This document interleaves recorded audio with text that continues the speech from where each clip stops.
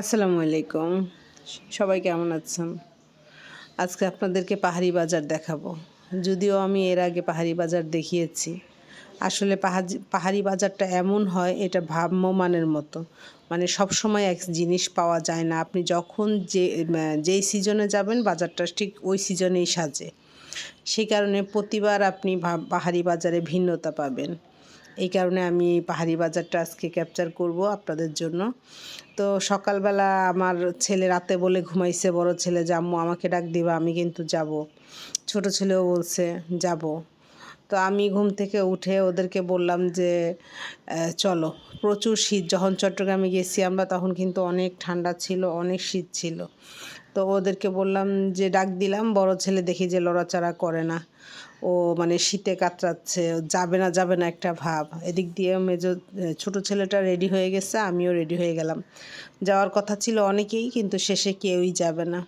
তো আমি আর আমার ছোট ছেলে দুজনেই চলে যাই, কারণ কারো অপেক্ষা করতে গেলে অত সকালে ডাকাডাকি করে ওয়েট করা সম্ভব না। তো আমি আমার ছোট ছেলে বের হয়ে গেলাম এই মগবাজারের উদ্দেশ্যে। মগবাজারে যাওয়ার জন্য বরাবরই আমাদেরকে নদীর ওই পারে যেতে হয়, কারণ মগবাজারটা নদীর ওই পারে, আমি এর আগেও বলেছি। তো আমি আর আমার ছোট ছেলে যখন বের হয়ে গেছি তখনও রাস্তাঘাটে মানুষ বের হয়নি। তখন সকাল প্রায় 6টা 6:30 হবে। একেবারে মানে মানুষ নাই, নদীর পাড়টা ঠান্ডা, শীতে একেবারে আমরা দুজন কাঁপছিলাম। তারপরও আমরা দুজন, কারণ মগবাজারে না গেলে আসলে মনেই হয় না যে আসলে চট্টগ্রামে আসছি। আর এই মগবাজারের সাথে আমাদের অনেক পুরনো স্মৃতি জড়িত, কারণ আমরা যখন স্কুলে যেতাম এই মগবাজারের উপর দিয়েই স্কুলে যেতাম। তো ওই স্মৃতিটা খুবই কাদায়। যেই স্মৃতির টানে আমি একবার হলেও মগবাজারে যাই। চলে আসলাম আমরা কর্ণফুলীর পাড়ে। তো কর্ণফুলীর পাড় থেকে আমরা অপেক্ষা করব না ফেরির, আমি আর আমার ছোট ছেলে নৌকায় করে চলে যাব। ফেরি যদিও আসতেছে, কিন্তু তারপরে এমনিতেই আমরা দেরি করে ফেলছি। আসলে মগবাজারটা অনেক রাত থেকে বেচাকেনা শুরু হয়, আমরা যেতে যেতে হয়তো কিছু পাবো না, তারপরও জাস্ট দেখার জন্য যাওয়া। তো আমি আর আমার ছোট ছেলে দুজনে আমরা নৌকায় উঠে গেলাম এবং নৌকা ছেড়ে দিল। ওই পারে যাওয়ার উদ্দেশ্যে আমরা রওনা দিয়ে দিলাম। মগবাজারটা আসলে অনেক স্মৃতি জড়িত হওয়ার কারণ হচ্ছে, আমরা যখন আমার দাদার বাড়ির ওইখানে থাকতাম, আমরা পড়ালেখা করতাম, ওইখান থেকে হেঁটে যখন মগবাজারের উপর দিয়ে যেতাম তখন মগবাজার অনেক অনেক সুন্দর ছিল, অনেক মানুষ হইতো, অনেক ভ্যারাইটিস জিনিস পাওয়া যাইত। কিন্তু এখন আধুনিকতার কারণে বাজারঘাট হয়ে গেছে সব জায়গাতে, এই কারণে একটু কম হয়, আগের চেয়ে একটু কম হয়। আগে যেমন বৃহস্পতিবার ছাড়া কোনো অপশনই ছিল না, এখন দেখা গেছে ওরা কোনো কিছু উৎপাদন করতে পারলে দোয়াশি বাজার নিয়ে চলে আসতেছে, আসলেই বিক্রি হয়ে যাচ্ছে, মানুষের হাতে টাকা আছে, মানুষ সেটা ক্রয় করে ফেলে। তো এই জন্য ওরা আর আগের মতো অত করে না, বৃহস্পতিবারের আশায় বসে থাকে না। এই তো ঘাটে চলে আসলাম, সেই চিরচেনা আমার পরিচিত ঘাট। ঘাট দিয়ে আমি আর আমার ছোট ছেলে কথা বলতে বলতে চলে যাব। আর বাকিরা তো আসতেই পারলো না, ওরা পরবর্তীতে আফসোস করে, কারণ ওরা ঘুমের জন্য আসতে পারে নাই। এটা হচ্ছে বাজারের রোড, ওই যে পাহাড়ের উপর বাড়িঘর দেখা যায়, এই রোডটা দিয়েই আমরা স্কুলে যেতাম। চলে আসলাম আস্তে আস্তে, বাজারের ভিতরে ঢুকে পড়লাম। বাজার শুরুর দিক থেকে, মন্দিরের পাশ থেকেই বাজারটা শুরু। তো এখান থেকেই আমরা যাত্রা শুরু করলাম। এখান থেকেই প্রথম দিকে আপনার হাঁস মুরগি, দেশি হাঁস মুরগি, পাহাড়ি হাঁস মুরগি এখানে সব পাওয়া যায়। এখানে কোনো চাষের জিনিস মানে এই দিকটায় বাজারের এক একটা সাইড এক একটা রকমভাবে সাজানো। এখানে ছাগল, এই সাইডটায় হচ্ছে ছাগল, মানে যেই সাইডটায় যে জিনিস থাকে ওইটাতে ওই জিনিসই থাকে, ওইখানে অন্য কোনো জিনিস থাকবে না। এখানে ছিল কতগুলা ফুলের গাছ, ফুল তো আমার বরাবরই ভালো লাগে, দেখলে 2 মিনিট দাঁড়াই। তারপরে এই যে চাল ছিল, এই চালগুলা যার যার ধান চাষ করা, মানে চাষ সবই চাষের চাল। আমি বুঝাতে চেয়েছি যে মানে নিজস্ব উৎপাদিত চালগুলা ওরা নিজেরা খাওয়ার পরে যেগুলা বেঁচে যায়, মানে উৎকৃষ্ট থাকে, ওগুলা নিয়ে আবার ওরা সাপ্তাহিক বাজার বিক্রি করে নিজেদের অন্য চাহিদাগুলো পূরণ করে। এটাই কিন্তু বিনিময় প্রথা বা এভাবেই কিন্তু আগে চলতো। সবার কাছে এত টাকা ছিল না। সবাই ধরেন সে একটা জিনিস উৎপাদন করলো, সেটার বিনিময়ের মাধ্যমে সে আরেকটা জিনিস সংগ্রহ করলো। এভাবেই কিন্তু আগে মগবাজারটা বিনিময় প্রথার মাধ্যমেই বাড়তো। এখন তো মানুষের হাতে অনেক টাকা আছে, মানুষ ইচ্ছা করলে অনেক কিছু কিনতে পারে। তারপরও যারা কিছু মানুষ উৎপাদিত পণ্য বিক্রি করেই বাজার করে নিয়ে যায়, এরকম মানুষেরও অভাব নাই। সব মিলিয়েই আর কি আমাদের এই বাংলাদেশ। তো বাজারে তেমন একটা কিছু ছিলই না। আমরা আস্তে আস্তে 6:30 7টা বেজে গেছে প্রায়, ততক্ষণে সকল কিছু শেষ হয়ে গেছে, কারণ এই বাজার বেচাকেনা শুরু হয় রাত 3টার পর থেকে। এই যে সবাই ওরা খুব এনজয় করে এই বাজারটাকে, ওরা এনজয় করে, মানে ওদের কাছে এটা আর কি একটা কি বলবো, ছুটির দিন। ওরা একেবারে সব কিছু পিঠা বানাচ্ছে মাসি, ওরা সব কিছু নিয়ে চলে আসে, এসে বাজারে বেচা কিনা করে, গল্প করে, আড্ডা করে। পরবর্তীতে যাওয়ার সময় তারা আবার নিজেদের যেসব পণ্য বিক্রি করে টাকা পেয়েছে সেই টাকা দিয়ে নিজেদের প্রয়োজনীয় অন্য কিছু কিনে নিয়ে বাসায় চলে যায়। এগুলো বেশিরভাগই জিনিসই জুম চাষের, বেশিরভাগ না, পাহাড়িরা যেসব জিনিস নিয়ে আসে বেশিরভাগই জুম চাষ করা বিভিন্ন জিনিস। এই যে বিনি চাল আছে, কেনুয়া চাল আছে, তারপরে অনেক অদ্ভুত অদ্ভুত জিনিস পাহাড়িদের কাছে দেখা যায়, যে জিনিসগুলো আমরা আসলে সচরাচর বাজারে দেখি না। আর ওনাদের বয়স কিন্তু অনেক, দেখবেন এক একটা পাহাড়ি মামিদের বয়স কিন্তু অনেক, কিন্তু তারা কি সুন্দর, এই যে পান, এগুলা পান, তারপরে কি বলে অরর, মানে অদ্ভুত অদ্ভুত। তবে এই সিজনে অদ্ভুত জিনিস একটু কমই ছিল।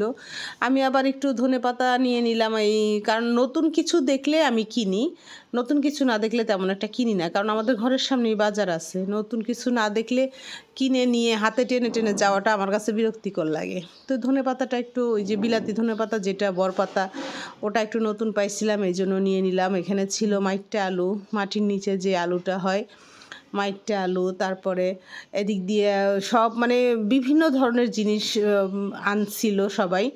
এই যে পেঁপে, তারপরে লতা পাতা, যেগুলো অনেক কিছু আমি চিনিও না, যা আমরা কখনো দেখিও নাই। এই ধরনের অনেক কিছু ওরা খায়, তবে ওরা কিন্তু শারীরিকভাবে অনেক সুস্থ, ওরা কিন্তু অসুখ কম হয়। ওরা এইসব ওদের খাদ্যাভ্যাসের কারণেই ওরা অনেক সুস্থ। ওরা কিন্তু আমাদের মতো তেল মশলা কম খায়। আমরা যেমন অনেক তেল মশলা খাই না, ওরা অত তেল মশলা খায় না, ওরা সিদ্ধ করা খাবারগুলা বেশি খায়, যে কারণে ওরা আমাদের চেয়ে বেশি সুস্থ। এই কারণে ছিল মাশরুম, মানে মাশরুম, এগুলা কোত্থেকে আনছে এগুলো বলতে পারবো না, তবে মাশরুম ছিল অনেক। পাহাড়িরা মাশরুম অনেক পছন্দ করে। আর এটা ছিল কাঁচা বাজারের সাইড, বাজারের প্রত্যেকটা সাইড আলাদা ছিল।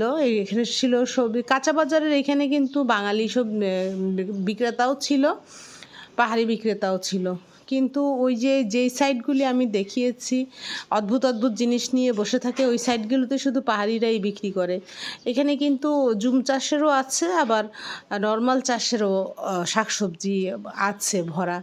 তো আমি আসলে যেহেতু বলছি যে আমি একটু ভিন্ন কিছু নিব, নতুন কিছু পাইলে নিব, পুরান কিছু নিব না, তো আমি ঘুরতে ঘুরতে পেয়ে গেলাম পুঁইয়ের বিচি। পুঁইয়ের বিচিটা আমার অনেক পছন্দ লাগে। পুঁইয়ের বিচি মানে পুঁই শাকের বিচি, সেটা যা কিছু দিয়ে রান্না করি না কেন আমার খুব ভালো লাগে।